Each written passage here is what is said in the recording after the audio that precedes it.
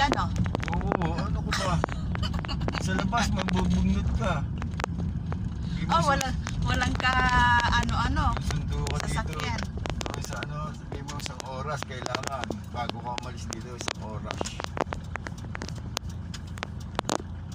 Dating mo doon, nakapila ka pa dahil traffic. Dito wala talaga. Sa labas ka nakapo. Lalo sa umaga. Kailangan alas pa lang. Kasi ito, kasi malakad na kayo.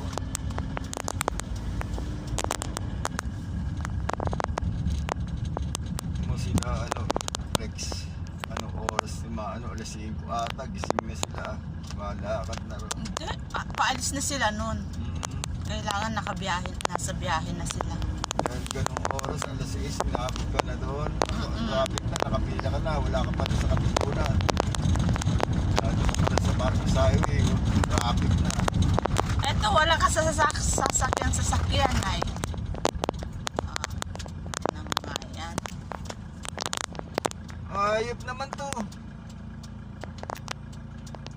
Anong puta ka naman, tagal-tagal na kami rito nagdadadaan, hindi mo pa kami kilala.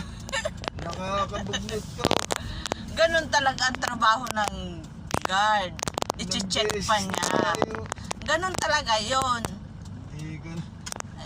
Nakala na nga tayo nung Mabuti na lang at hindi ka na-assign diyan sa mga matraffic. Mainitin pala yung ulo mo. Sino? Dati sabihin mo nga, huwag masyado mainit ang ulo mo, lamig ka lang. Talaga mabubugnot ka, hindi ka lalo't mainit pa, hindi ka naka-aircon.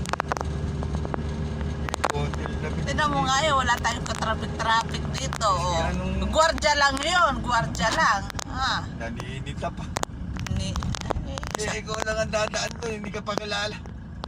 Paano ka naman nakapasok to kung wala ka pang sticker mo na? Alam mo, trabaho niya yun. Trabaho niya yun. Dito.